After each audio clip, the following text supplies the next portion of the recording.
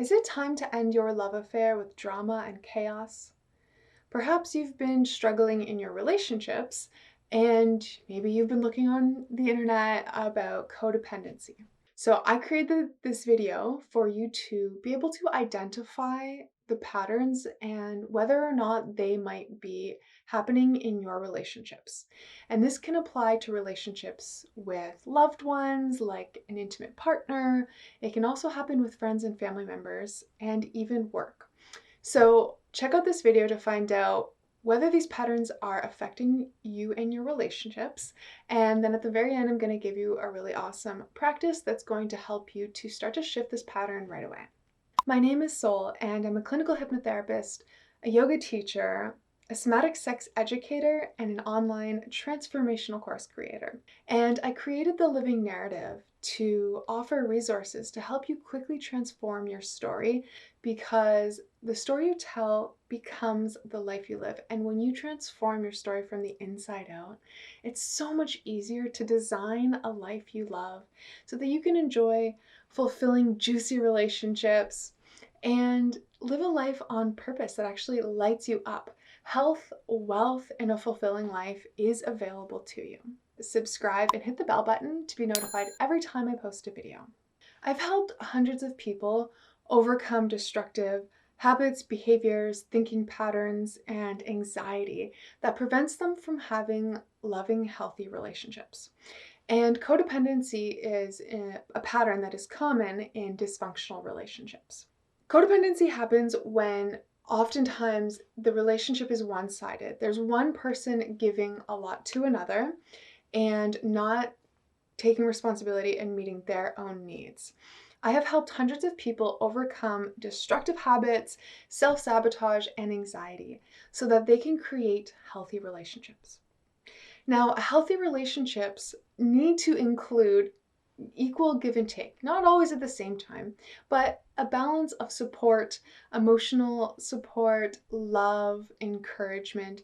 It needs to be an equal amount of give and take. So what happens with codependency is often the relationship is one-sided. One person is giving more to the other, and it creates a power dynamic that is unhealthy. A lot of the times what happens, and the reason why somebody starts to develop codependent patterns, oftentimes has to do with what they grew up with at home in their childhood. And so possibly if you had one or both parents who either had a mental illness or substance abuse or any kind of addiction or emotional issues, these are the patterns that can create anxiety and attachment styles in you or me or whoever it is as a child that later on develops in this codependent pattern in their relationships. So this isn't always the case, but this is often where I find with most of my clients the issues stem from. Regardless of what happened in your childhood, we pick up thoughts, patterns, and beliefs about the world throughout our lives, and we bring those things to our relationships. So regardless of what's happened in the past, I'm going to give you a few things to check in with to find out whether you have codependent patterns that are preventing you from having healthy relationships. The first thing is all about boundaries. Do you identify as having healthy, strong boundaries? Or do you feel like you don't even know what boundaries are? I talk a lot about boundaries in my other videos, so you'll hear about them a lot, but right now, let's just say that if you have a hard time saying no, you probably don't have great boundaries. Or if you constantly want everyone else to like you, or you need somebody's approval, like whether it's your partner or maybe one of your parents, if you always need them to like you, chances are you have not the healthiest of boundaries, and this is a good sign that you might have codependent patterns. All right, the next one to look for, which is related to boundaries, is that other people come first, whether it's everyone or it's one person, maybe it's your partner or a parent or something.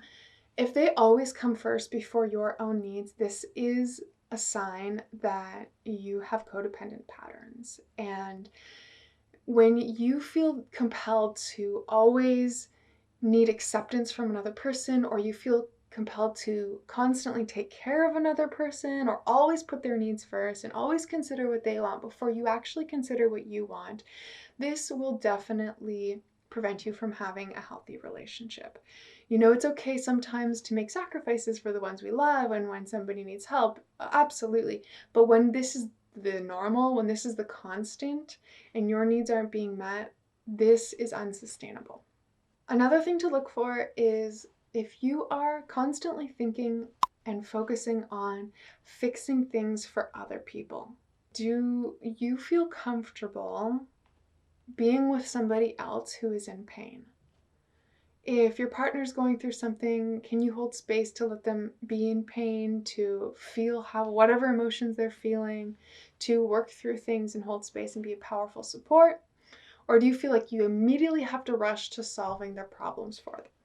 I'm totally guilty of this. I love fixing problems. So, this is something that helped me to get a window into the patterns that I picked up in my childhood and to recognize that I had a lot of codependent patterns. And this was a major catalyst for my growth and my personal development. So, if you're noticing that any of these things are ringing true for you, there's absolutely no shame. There's another video. It's actually my first podcast that I recorded. So if you want to check that out, the link is in the description. I'll also add it at the end of the video. And I share more about my personal story and how I worked through codependency and overcame anxiety, depression, and even substance abuse. So back to, some of the signs that you can look for. If you're feeling focused on fixing everything and you feel uncomfortable sitting with somebody else through their pain and letting them have their own experience, this can be a big issue over time. It's okay to try to help people here and there, but if you're constantly thinking about other people more than they're even thinking about their own problems, that'll quickly lead to resentment. If you're more focused on other people than you are on actually resolving the things that are making you unhappy, that isn't going to last very long. If you are noticing this, the first thing that you can do is when you hear that somebody else is going through a challenging time, is to just listen and to hold space for them and let them come to their own conclusions and solutions.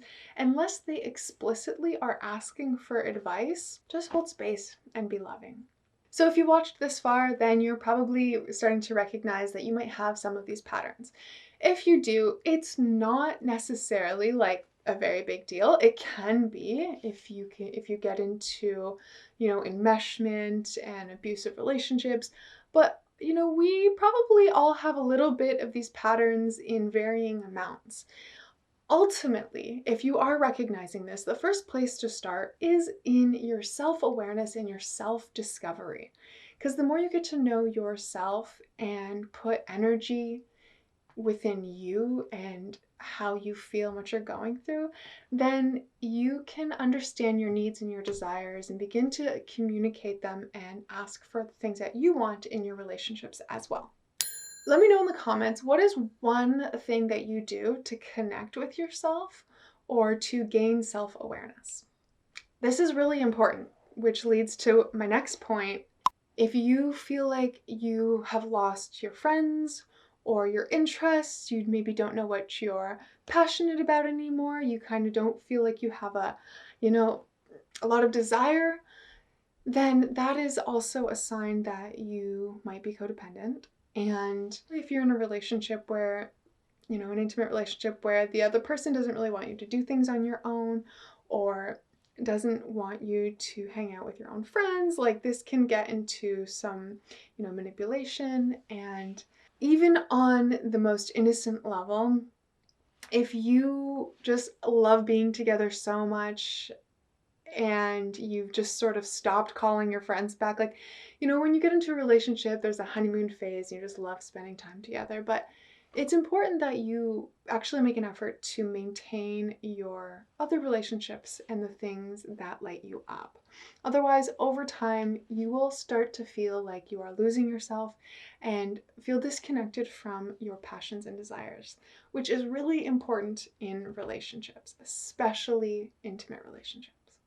When you feel loss of who you are, it can be hard to express who you are. If you don't know who you are, how do you share who you are? How do you share your emotions freely? How do you connect with anybody like truly? That's true intimacy, is to share who you really are with another.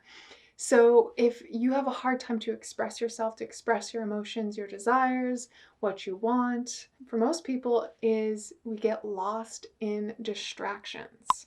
So Netflix, drinking, eating, constantly snacking, even exercising can be a distraction.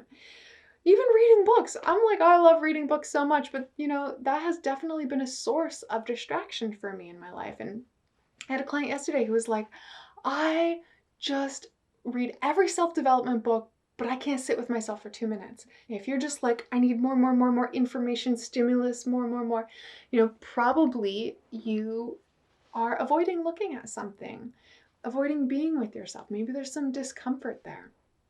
So this is something to definitely consider and to reflect on. If you have a hard time sitting with yourself, why is that?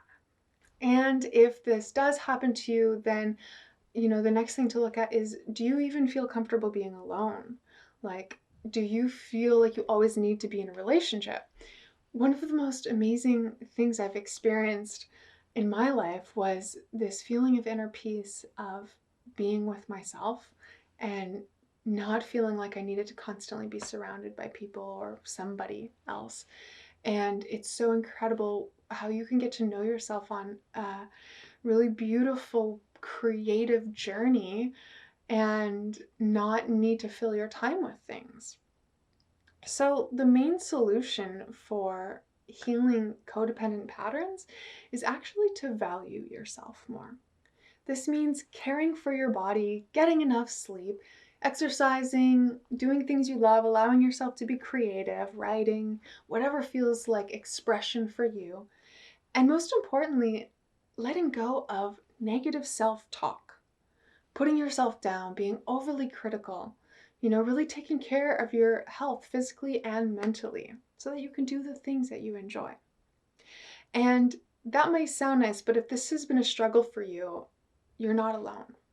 The very first thing we do in every single transformation program that I offer is to first get rid of destructive habits, self-doubt, and self-sabotage so that you can actually get to know yourself more. Get to know yourself, what you want to create. And from there, it's so easy to intentionally design a life that you love.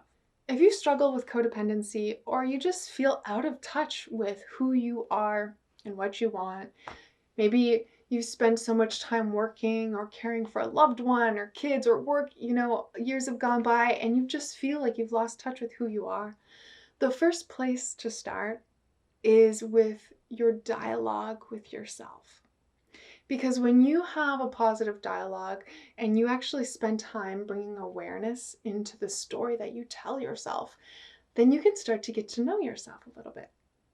I have so many great resources on this channel and on thelivingnarrative.com.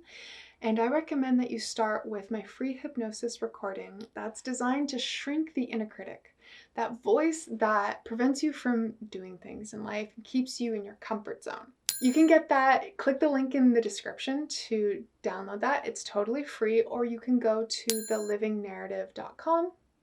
And there's all kinds of other great resources on there as well that will help you to rewrite your story, to change and transform your inner dialogue, because the story you tell becomes the life you live. It all starts there.